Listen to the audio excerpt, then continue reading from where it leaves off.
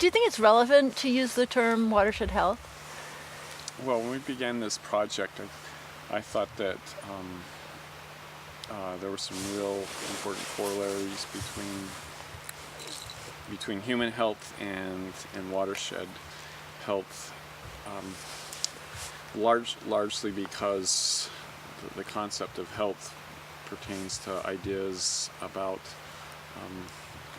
can pertain to ideas about promoting well-being, promoting sustainable human lifestyles and so forth. As we've got into the conversation, I've been a little bit less sanguine that it's really a helpful analogy, but where I'm thinking about it now is our particular field, which is medical ethics, really comes at, I would say, downstream. We're dealing with sort of health on an individual basis, and the issues that pertain to individuals that have crises in their life, particularly the existential crisis of facing their death. That's pretty much what our approach to ethics and to health within medicine is really the bottom line issue. And what we haven't paid enough attention to in medical ethics, I think, is sort of what I call the headwaters of the stream, which is really how you prevent people from getting ill or sick in the first place by doing vaccinations, by doing education, by prenatal care and so forth. And we just haven't paid enough attention. It hasn't been, frankly, sexy enough. I mean, people's lives haven't been on the line in the way that they are, if you're deciding whether to pull the plug or something like that in medical ethics. So, I think there is, if we want to play out the analogy with a watershed and a stream and so forth, I think there is some analogies that can be developed if you see that critical care ethics or biomedical ethics focuses primarily on critical care, and what precedes critical care can be restorative care in some cases, or rehabilitative care, or chronic care, all the way back up to the start of the headwaters, which is preventive care, or ultimately public health ethics. And when you reach that level of public health ethics, then I think you're talking basically in the same world, moral world, as environmental and watershed health. That's the evolution I've come to in the last 48 hours. I suppose for me, thinking about the relevance of the analogy or analogies that could be drawn, I come to the same place. I think there is this discrete sector of discourse and practice called public health and public health ethics. There's a significant literature on that, but it's primarily population-based, and it's looking statistically, across sort of national averages on various health indices. And what I guess I leave this conference thinking that I would like that analogy to be more exact, the public health and the environmental or watershed health. But I also would like, so I'd like it drawn at that level. But I'd also like it to be something of an impetus for rethinking my own work in biomedical ethics and broadening its categories of analysis. Because it does seem to me it's driven very much. It seems to me on a bad day to be driven very much by an individualism, almost a consumerism, which may be appropriate. I mean, when people are faced with terminal prognosis, it does get highly individualized. People live their own way, they die their own deaths. But it does seem to me, in important ways, that the public health model, which is broader than that individual set of concerns, might be able to remind people that there's really health in community, and that they should perhaps be more attentive to the social dimensions of some of these apparently individual choices. And then the other thing is, just instead of just talking about health as we often do in the medical ethics literature in terms of sort of normal species function, which is very driven by human measures and metrics, thinking more broadly about sort of normal cross-species function, I don't know, that seems a little cute. Perhaps couldn't overcome the resistance that I might sense in the biomedical ethics literature.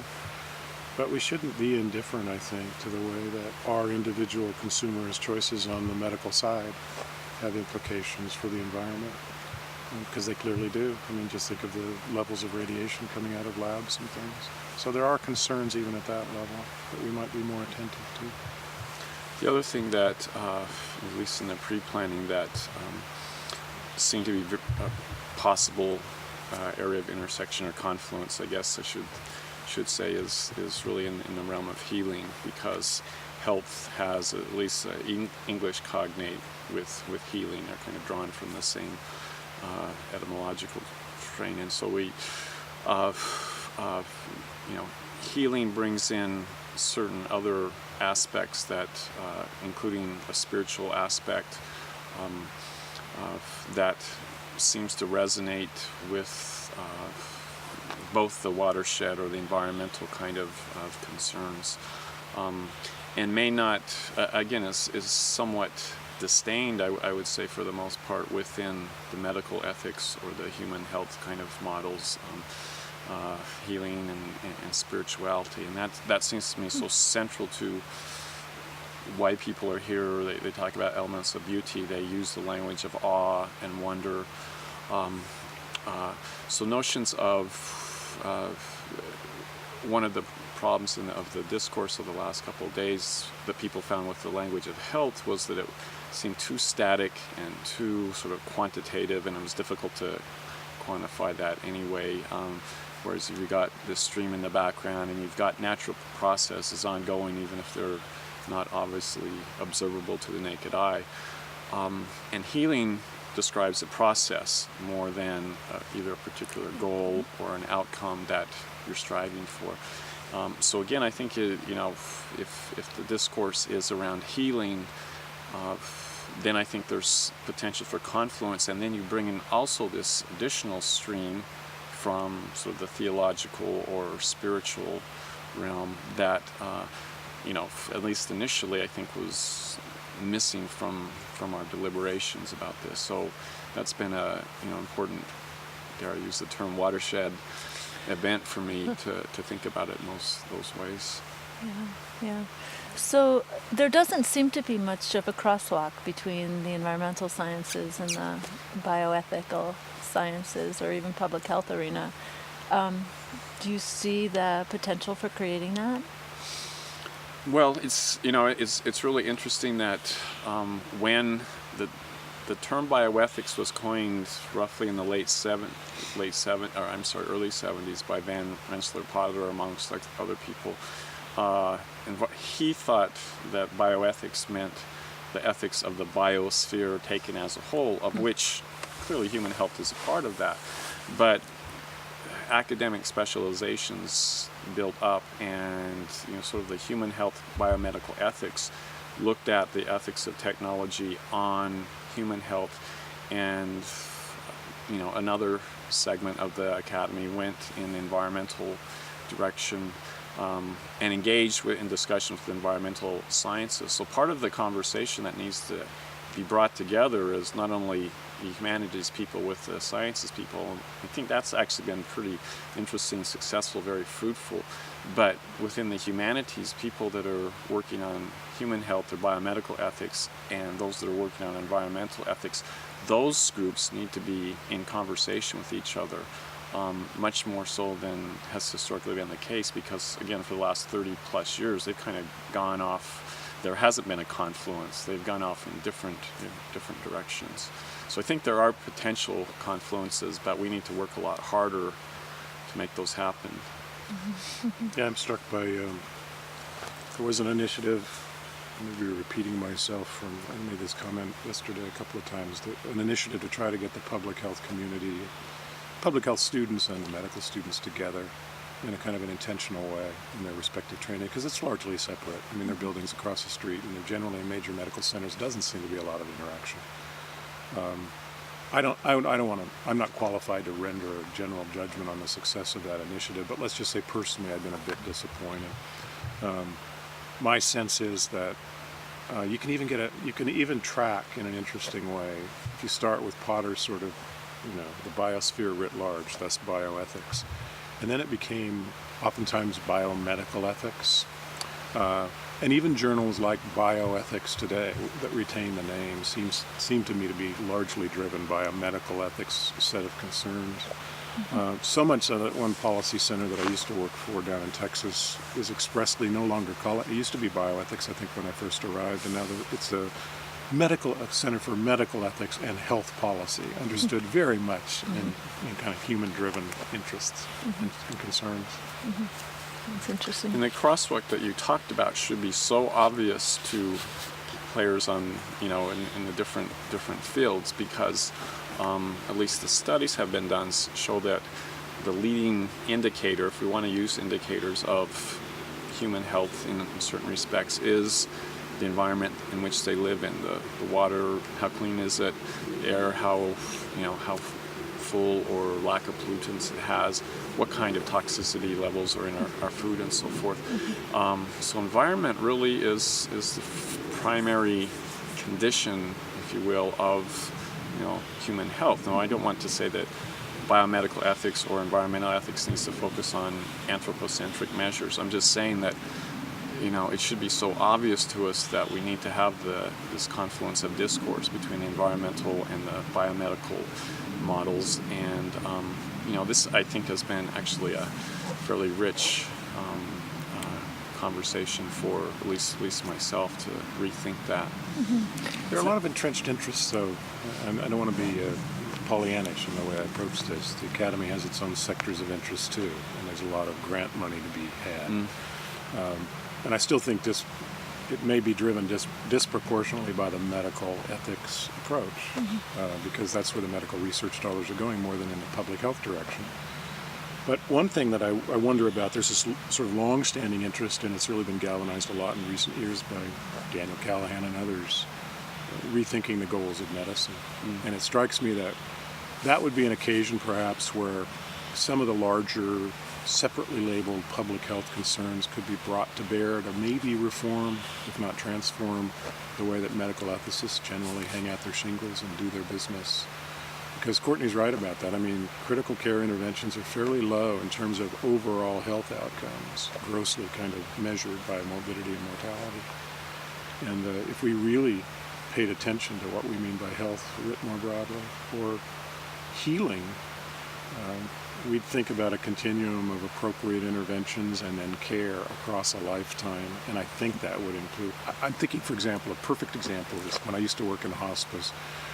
I never worked in any hospice that didn't have a garden somewhere in the center of the place. And there's a reason for that. So it strikes me, maybe we shouldn't be waiting for hospice care to start reconnecting that way.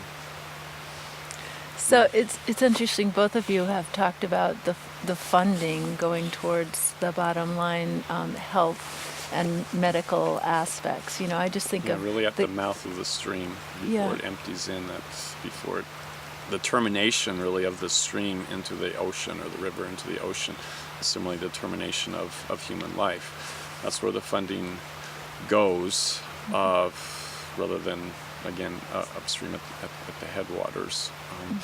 And the issue, think about we've talked about analogies, but the disanalogy that's, again, should be very obvious, has been made very obvious to me the last couple of days, is that when we're doing a technological intervention in life at the bottom of, or at the termination point, it's enormously costly, and we're fighting a battle against an enemy. We're engaged in war, is basically what it comes down to. Trying to defeat the enemy of death. Well, that doesn't, we don't want to be fighting wars against nature or engaging in trying to dominate and master nature. That just seems to be totally the wrong kind of, worldview to approach that. So that's why I think, again, we've got to go back to the headwaters, not at the terminus where most of us have spent a lot of our attention, and where Andy's quite right, where the funding dollars extraordinarily or disproportionately go to technological interventions. And it's not a neutral decision either. I mean, there are very thoughtful people who've spent a lot of years in medical ethics proper, like Joanne Lynn, who's worried about things like whether you can withdraw artificial nutrition and hydration early on in that debate, nearly 2 decades ago, 15, 20 years ago. And I heard her speak a couple of years ago, and she's really concerned now about thinking about what appropriate care means in terms of age cohorts. And her ambition, she stated it straightforwardly in the middle of a major medical center, sort of committed to an alternative way of looking at staving off mortality, is that what we're looking for is for people to live very healthy lives as long as possible and then go quickly when they go. And that's a very different model than the way we're approaching trying to combat death as a disease. That's an embrace, if you like, of death as the end of the arc of your biographical journey. But that's very much out of keeping, and that's why the goals of medicine discussion is so important, I think, because what's happened is if you emphasize individualism and consumerism, then it seems to me what you do is you start saying medicine's about responding to healthcare needs, and it becomes merely a response to human desires. And you get to medicalize everything from cosmetic surgery that's already there to all sorts of enhancements. And I frankly can't believe, given our usual consumerist impulses, that allowing a current generation of consumers to live for 200 years is likely to improve environmental health. So where does the conversation start that might get the funding organizations to move farther back into the relationship with the environment or farther to the headwaters? Well, I think, Andy brought up the example of the hospice using the garden. It was mentioned in the discussion yesterday about how important it was for even people in critical care settings to be able to have windows to look outside, to see outside, to see the natural world. I recall this very best-selling book called Tuesdays with Maury, in which Maury's sort of final connection with the outside, with the world, is that he's able to look through his window and see the passing of the New England seasons. It seems to me that when you ask where the conversation's got to start, it almost needs to start in nature, not in the academic corridors and so forth. And so what would be really great, instead of having a couple of bioethicists with the environmental scientists and so forth, is to have the bioethicists come out into a place like this, into nature. And let's start here, where we're in common ground. We know that the term human being comes from the Greek word humus, which means earth. We're ultimately creatures of the earth. And let's start with the earth and then have the medical conversation develop out of that. And that might lead to a lot of different ways. Certainly the medical model we have now might lead into alternative kinds of medical treatments and so forth. I guess, having the conversation, and it doesn't necessarily have to be in Andrews Forest, but in some kind of natural setting rather than in the sort of sterile walls of the academy or in the even more sterile, although sometimes unsanitary walls of the hospital, or the hospital ethics committee, which is where a lot of our work putatively gets done. So I think that would be, it was very striking to me yesterday when we heard some writings about, and I can't remember the person's discipline, but they were sitting on a log at the decomp and just decomp site and just reflecting on, various things that came to their mind,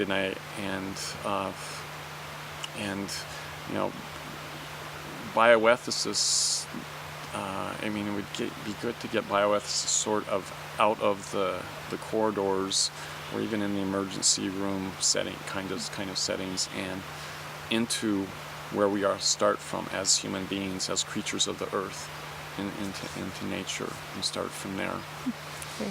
Sitting here, two of the words that came up again and again, well, not again and again, but they came up pretty regularly: presence and sort of the experience of things as compared to reading journal articles about something.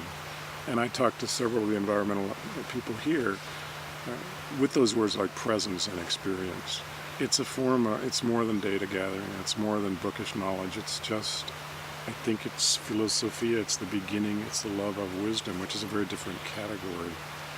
And I think actually a few settings like this for a lot of clinical bioethicists would do, perhaps do them a world of good, because one of the clear weaknesses in the current medical model yes, we respond with artifice and technique and keep bodies going remarkably longer, I guess, than might have been the case 20 years ago, given a certain prognostic profile, an extra several months or maybe a year or two for all I know. But one thing that happens is to confuse that administration of technical expertise with compassion. It's not necessarily a synonym for compassion. Compassion is a richer and more complex notion. And lots of times it's not about rushing in, Don't just do something, stand there, be there, And I think that's still in short supply in the typical kind of medical education experience. So this could kind of model, here we are talking about it, but this could model what presence and experience are about. This is much larger than any of our little journal categories. I think the other place that the conversation can occur is within various community health groups, and I think the state of Oregon has at least historically been a model for one of those, and its Citizens Health Parliament, which was one of the instigators of the state's health program, Oregon Health Program. It did recommend a shift in the way that Andy and I have been talking about it, away from critical care allocation of dollars into preventive care medicine. And the sort of cause célèbre of 1989 was the state decided not to fund, from its Medicaid dollars, not to fund organ transplants, which is a terminus of life intervention that people have to have or they're going to die. And the state decided not to fund those, not to fund 34 of those transplants, and instead put the roughly $4 million into care for low-income children from low-income families and for women that were pregnant, so they could have access to prenatal care, maternal care, and so forth. Well, that conversation didn't come, from the bioethics community per se. It really sort of is what's called the grassroots bioethics movement in our field. It came really from citizens that were seeing some of these sort of things out of balance in the healthcare system as a whole. Mm-hmm. And I think the conversation that's had, that citizens bioethics movement has had a little bit of a time getting some real traction, but I still think it's a very powerful kind of movement, because there you're not dealing with the individual patient right on their deathbed. You're dealing with sort of citizens as a whole, trying to think about what's the best for the health of our human health here, the health of our communities, and then you push back from that. Part of that is to have a healthy, clean environment in which to live.